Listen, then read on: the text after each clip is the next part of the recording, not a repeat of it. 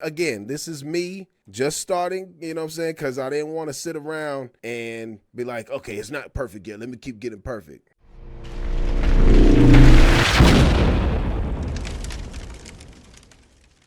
We do shows in hip hop every week. Like there's shows of hip hop, and I don't really see them out there trying to engage with it.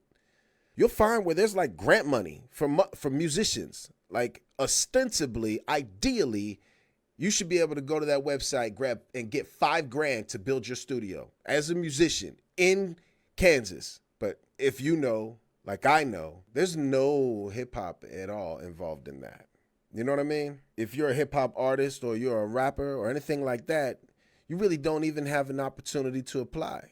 Again, we can call it racism, I suppose. I imagine there's some of that happening, or it has happened, where we are now dealing with the legacy of institutional and cultural, otherism, right? Othering. And I'll say that when you look at hip hop through the lens of time going, out, you'll see that for most of these people at their age range, they would have been coming up around the mid 2000s, the 20 teens kind of thing. And there was a lot of bogus stuff happening at hip hop shows. I'm not going to lie. We cannot hide from the reality.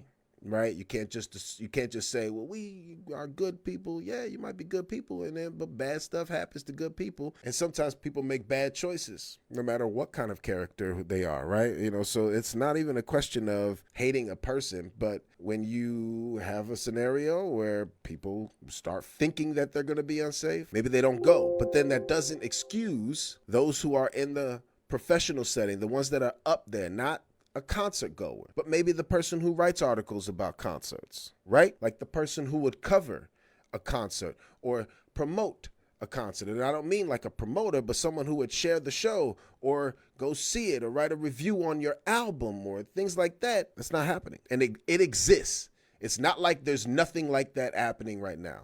There are plenty of blogs, plenty of outlets to review your music or go review your show and be a show critic or whatever. You know what I'm saying? Like these people want to do that anyway, but they don't come to hip hop. So I think it's incumbent upon us, and this is one of the main reasons why I'm doing the show, because I missed that meeting too, because I go to that meeting, and I go to that meeting because if I don't go to that meeting, there's not one person that represents hip hop in those meetings.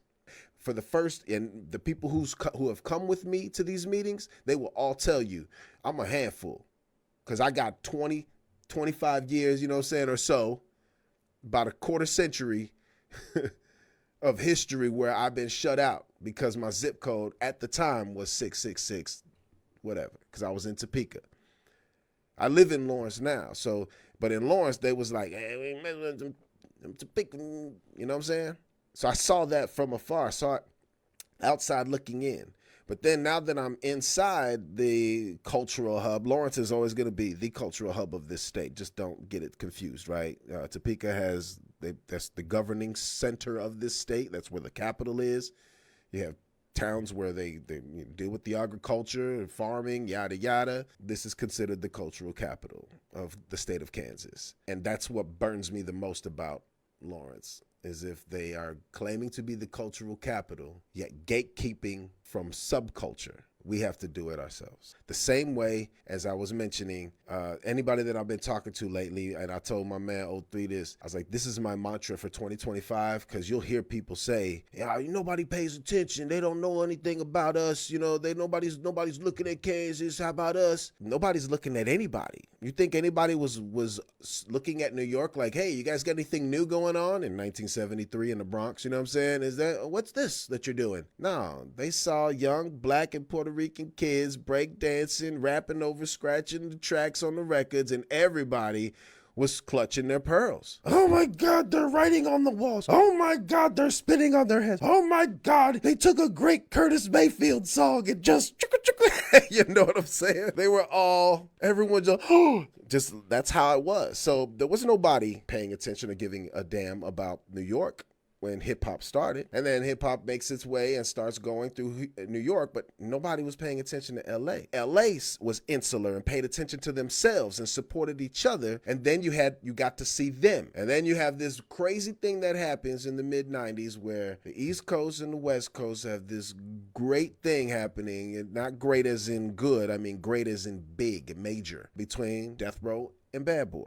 But that whole time, the South is trying to get it popping. 8 Ball, MJ, you got Memphis, you got Louisiana, because Master P and them were doing it before we knew who they were. They were still hustling it out. You got Louisiana, you got Georgia, Atlanta, and then you got Tennessee, you got Memphis, you got Houston, but nobody's checking for them. So they got insular. They started paying attention to themselves, creating their own culture. So that's what I believe needs to be done. I will always try to be present in these at these meetings, because again, I am uncomfortable with a world that I exist in that doesn't know I exist. I'm not playing that. You know what I'm saying? I'm not playing that. And you shouldn't settle for that either. You should not be okay with being ignored and being relegated to renting venues. That's what the whole point of renting a venue is about. That's straight up racism from forever ago. Racism from forever ago. Not even saying black and white. I'm in black and white. I'm not saying black and white like 50s. We already knew what was happening in the 50s. You had the Chitlin Circuit and all, you already relegated. It was a Green Book era, right? Black people had to drive to certain locations to even survive the trip. I'm talking like 90s, when the only people that can get in a venue was a rock band. They weren't playing. They played, the first black artist they played on MTV was Michael Jackson. Do you know what time they played him? 4 a.m. Michael Jackson, the king of pop, they played his music video at 4 a.m. because he's a black artist. No matter how big he was, no matter how, he was already the king of pop, ladies and gentlemen. I'm not saying Little Mike, and they're underground. This ain't underground Mike. You know what I'm saying? This is MJ after the Jackson 5. You know what I mean? And they played him in the middle of the night. So to tell you anything, you know what I'm saying? And he was already turning white. You know what I'm saying? He was already turning white. He wasn't even black anymore, really. He's still black,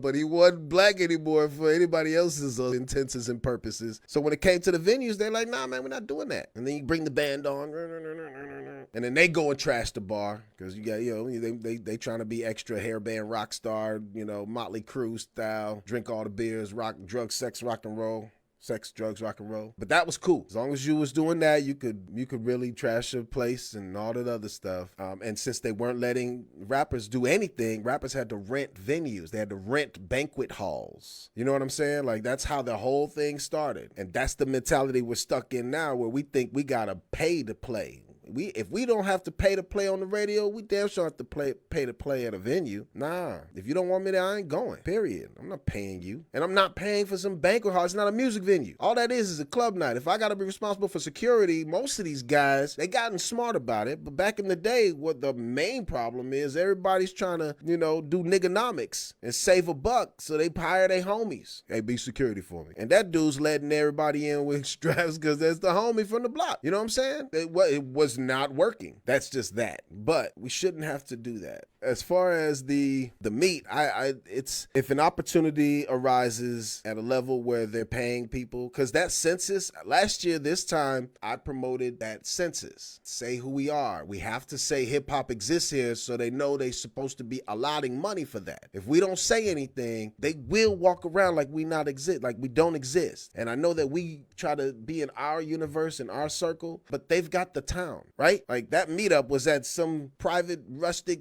cool looking house where everybody's chilling, and they're talking music industry for Lawrence. It ain't a bunch of it. Like I said, the same nigganomics. I saw Will Slap about 3 weeks ago. He went right into Street King, and I don't know who he is. You know what I'm saying? So I'm not gonna say he's a bad guy or a good guy. But what it seemed like is a lot of dudes are just flying in on an opportunity, right? So I'm not saying it's a meetup where we promise to have you meet an A&R and you got to pay $30, $50, $100. You know what I'm saying? It's not like that. It's just the person that can get you into the next bigger venue. You know what I mean? The person that can just say, yeah, no, I like their music. You should listen to them. And then all of Mass Street starts talking. Now, Topeka, they're 785, but again, we run into the same problem. So again, all up and down the valley, if we don't have anybody talking about us, we got to talk about us. We have to do it. You get a link for a song, push play. The worst case scenario is you lose 3 minutes. But you lost 3 minutes scrolling anyway. But it helps that person get a play. And if they're doing the same thing, that's all that really matters. I don't care if you don't like,